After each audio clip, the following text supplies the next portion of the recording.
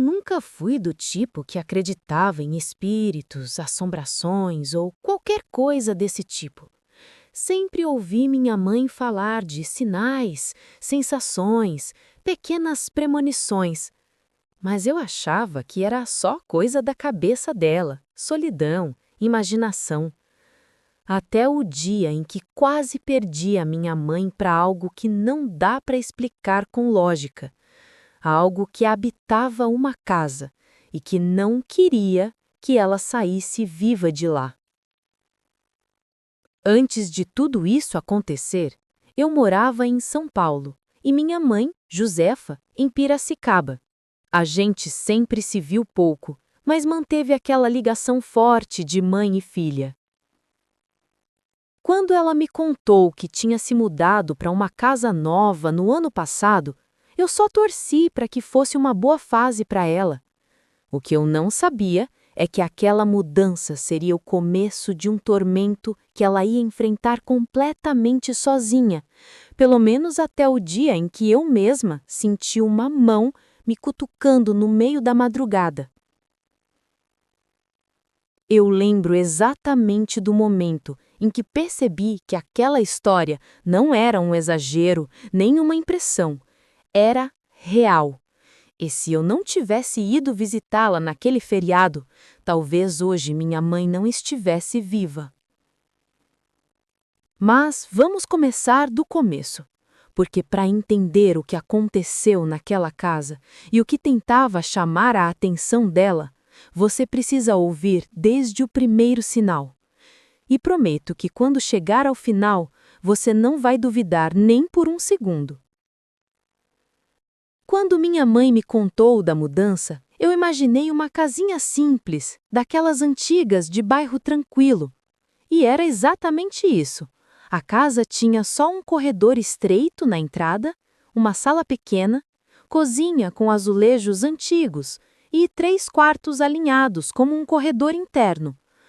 O quarto em que ela dormia era o último, justamente o que pertencia ao antigo casal que morava ali antes de morrer.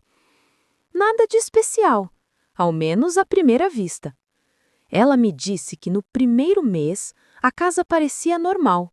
O problema é que ela mesma começou a sentir que algo não estava tão certo. Não era medo, nem susto, mas uma presença constante, como se alguém tivesse sempre observando por cima do ombro. Eu, claro, achei que era só impressão. Mudança de ambiente, rotina diferente, essas coisas mexem com a cabeça da gente. Mas, conforme os dias foram passando, minha mãe começou a insistir que queria sair dali. Dizia que a casa era mal assombrada, que ela não conseguia dormir, que sentia um peso no ar, principalmente no quarto. Eu tentava acalmar, dizia que era exagero, mas no fundo comecei a ficar preocupada. Ela nunca foi de inventar coisa. Foi então que ela comentou pela primeira vez que naquela casa tinham morrido 3 pessoas da mesma família, o casal e o filho, e que o quarto onde ela dormia era exatamente o quarto do casal. Eu ri, tentando não dar importância, mas aquilo ficou martelando. Ainda assim eu não acreditava, não até o dia em que eu fui lá. Com o passar dos dias, minha mãe começou a notar coisas que, isoladas, até poderiam ser ignoradas, mas juntas formavam um quadro impossível de explicar. Primeiro, vieram os barulhos, sempre na cozinha. Copos tilintando sozinhos, passos lentos arrastando pelo chão, como se alguém tivesse caminhando descalço de madrugada. Ela dizia que às vezes acordava achando que havia alguém mexendo nos armários, mas ao levantar, tudo estava fechado, intacto, silencioso. Depois foi o gato dela, um animal dócil, calmo, que nunca tinha mostrado agressividade. De repente, começou a rosnar pro nada, principalmente quando estava no corredor que levava ao quarto onde ela dormia. Ele travava o olhar em direção ao escuro, com o pelo eriçado, como se visse algo que ela não via. Ela tentou ignorar isso, mas isso se repetiu tantas vezes que passou a evitar aquele corredor durante a noite.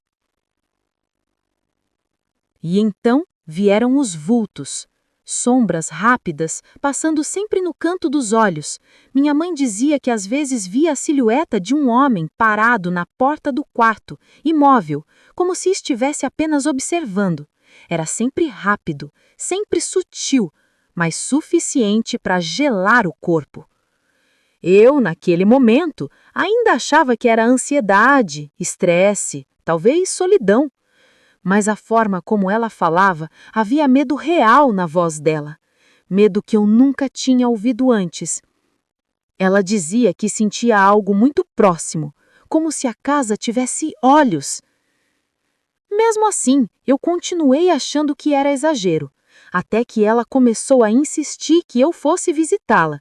Talvez, no fundo, ela estivesse pedindo socorro antes de conseguir admitir. Quando decidi visitar minha mãe naquele feriado, achei que seria só para tranquilizá-la e mostrar que nada daquilo era real. Cheguei em Piracicaba no fim da tarde, cansada, mas feliz por vê-la. O reencontro foi simples, rápido, mas me chamou a atenção o jeito dela. Tava sorrindo, porém havia algo cansado no olhar, como se estivesse sempre em alerta. Ainda assim, tentei não pensar muito nisso. Durante o dia, tudo parecia normal. A casa estava silenciosa, iluminada, com cheiro de almoço recém-feito. Conversamos, rimos, assistimos TV. Nada indicava que ali havia qualquer coisa sobrenatural. A sensação que eu tive foi até de alívio, como se finalmente eu pudesse dizer a ela: "Viu? Não tem nada aqui." Mesmo assim, havia pequenas coisas, detalhes que só depois fizeram sentido. Em certos momentos, minha mãe olhava para o corredor com um reflexo automático de medo, quase imperceptível. O gato não parava de vigiar a porta do quarto dela, como se algo o chamasse.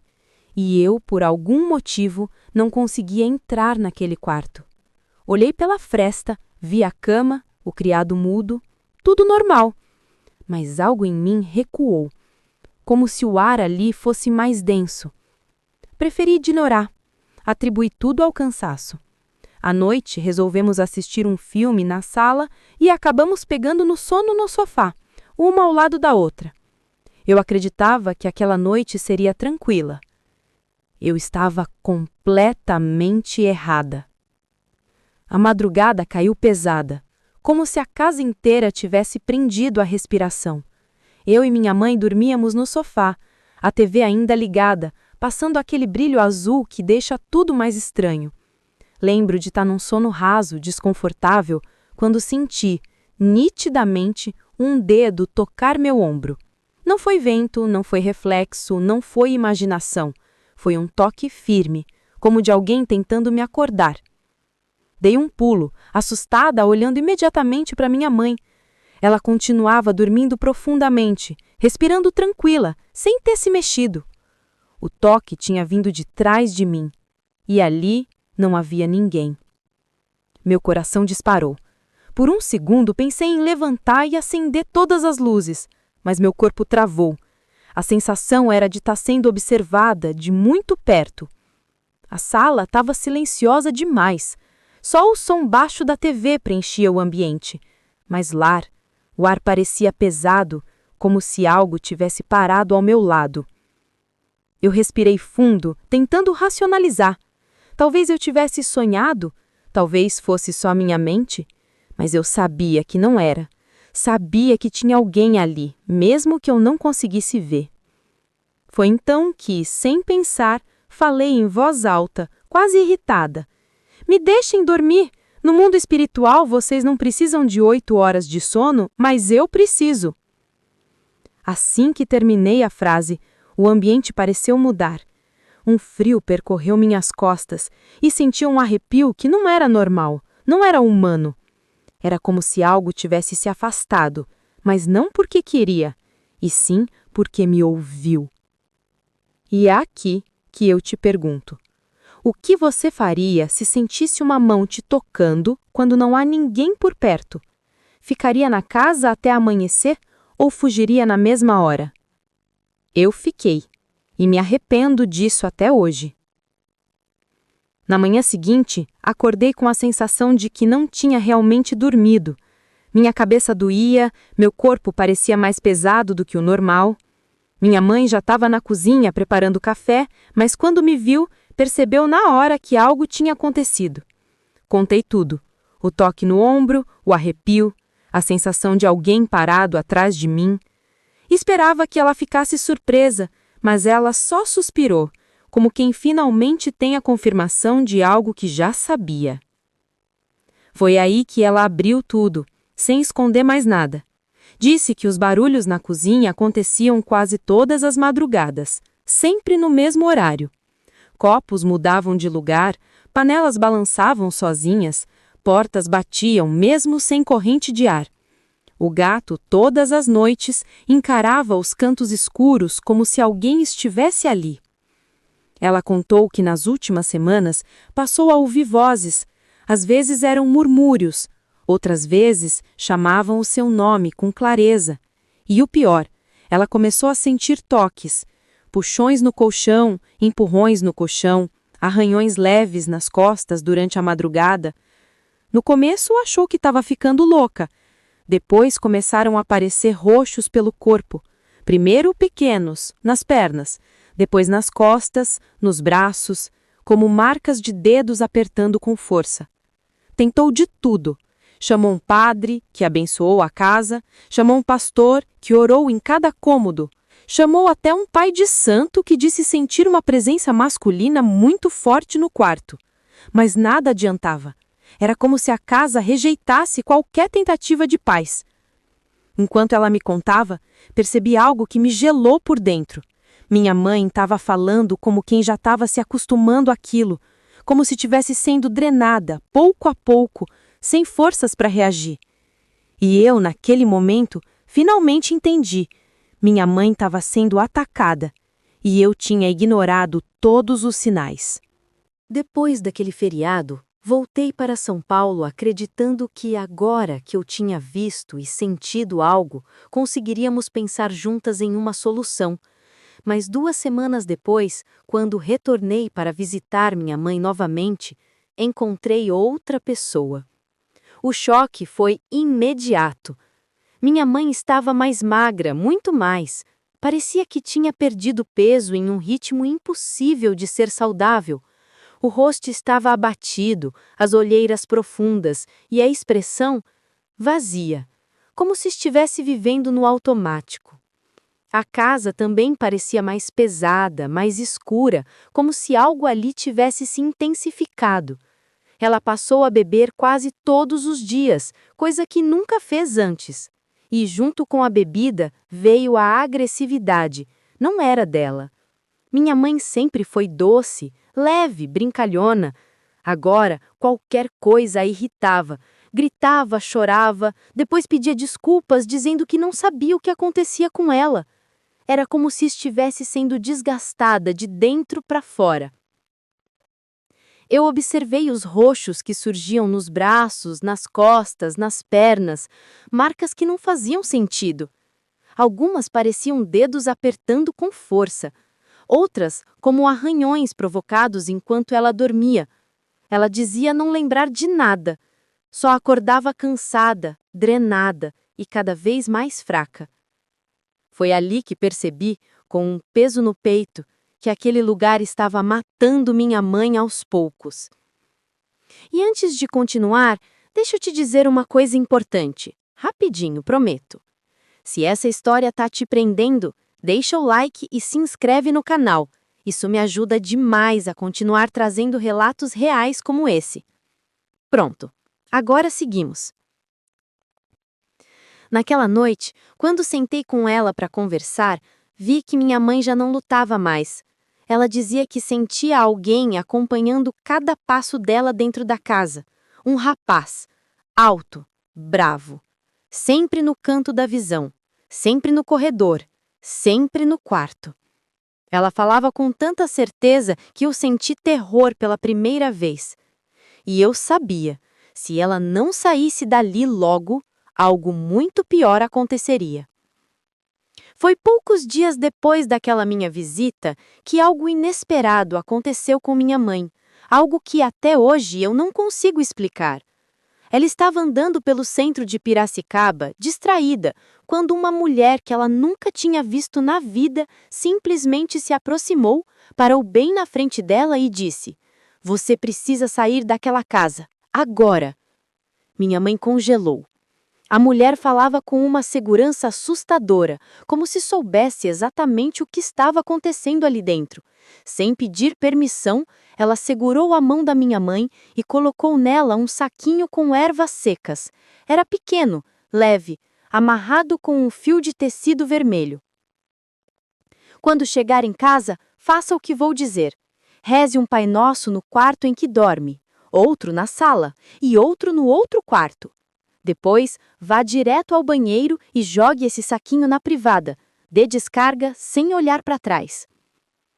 Minha mãe, assustada, perguntou quem ela era. A mulher apenas balançou a cabeça, séria. "Isso vai te proteger por alguns dias, não mais do que isso. Se você não sair daquela casa, você vai definhar. Vão tirar a sua vida ainda este ano." Minha mãe sentiu as pernas tremerem. Mas foi o que ela ouviu em seguida que me deixa arrepiada até hoje. "E o rapaz que está com você vai ficar bravo, muito bravo, mas ele não vai conseguir te machucar depois disso." Minha mãe gelou. Não havia ninguém ao lado dela, nenhuma pessoa viva, pelo menos, mas ela sentiu pela primeira vez que não estava sozinha na rua. A mulher então fez uma oração baixa, firme, colocando a mão no ombro da minha mãe. Depois se virou e andou embora, como se tivesse apenas cumprido uma obrigação. Não pediu nada, não perguntou nada, não olhou para trás. Naquela noite, minha mãe fez exatamente o que ela mandou, e pela primeira vez em meses conseguiu dormir sem pesadelos. Mas o que veio depois dessa trégua apenas confirmou que ela não podia continuar naquela casa.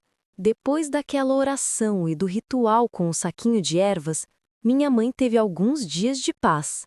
Não durou muito, mas foi o suficiente para que ela conseguisse pensar com clareza pela primeira vez em meses.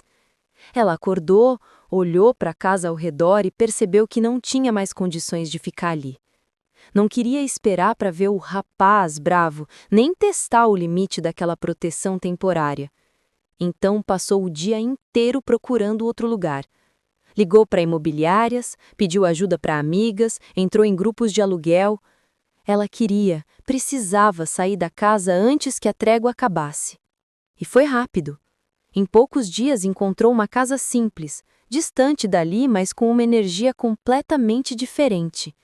Lembro dela me ligar, com a voz fraca, mas aliviada, dizendo: "Achei, vou embora amanhã." E naquele momento, pela primeira vez desde o início de tudo, eu ouvi esperança na voz dela. A mudança foi apressada. Não houve despedida da casa nem o último olhar para trás. Ela fez as malas, chamou um frete e saiu. Simples assim. Disse que, enquanto fechava a porta, sentiu uma pressão nas costas. Não um toque, mas como se alguém tivesse parado atrás dela olhando sua saída com raiva silenciosa. Ela não teve coragem de conferir. Apenas trancou e entregou a chave. O mais impressionante foi o que aconteceu depois. Em menos de uma semana, minha mãe começou a mudar. Voltou a comer direito, a dormir, a conversar, a sorrir. O rosto recuperou cor, o corpo começou a ganhar peso e os roxos desapareceram. O gato parou de rosnar. Ela voltou a encontrar as amigas, a caminhar pela manhã, a viver. Era como se alguém tivesse tirado um peso invisível das costas dela. Como se a presença que a consumia tivesse ficado presa naquela casa, incapaz de segui-la para fora. Só então eu percebi o quanto ela esteve perto de algo terrível e o quanto uma simples mudança salvou a vida da minha mãe. Hoje, olhando para trás, eu percebo que minha mãe escapou por muito pouco. Aquele ritmo acelerado de emagrecimento, os roxos inexplicáveis, a agressividade, a bebida, nada era dela. Era como se aquela casa tivesse drenando cada pedaço da vida da minha mãe, como se algo ou alguém quisesse que ela permanecesse ali até não sobrar nada. Quando ela finalmente saiu, foi como se tivesse se libertado de uma prisão invisível. Minha mãe voltou a ser Josefa, voltou a brincar, a cuidar do gato, a caminhar na praça, a viver. Eu nunca mais pisei naquela casa. E minha mãe também não. A única coisa que ficou foi a certeza de que algumas presenças não precisam ser vistas para serem reais. Elas apenas se impõem. E se eu posso deixar uma mensagem depois de tudo isso, é essa: escute os sinais. Quando um lugar começa a tirar sua paz, sua força, sua energia, saia. Porque às vezes não é só sensação. Às vezes é um aviso. E antes de encerrar, rapidinho mesmo, se essa história te arrepiou ou te prendeu até aqui, deixa o like e se inscreve no canal. Isso ajuda muito a trazer mais relatos como esse. Obrigada por ouvir a minha história. E lembre-se, algumas portas, quando fechadas, precisam continuar fechadas.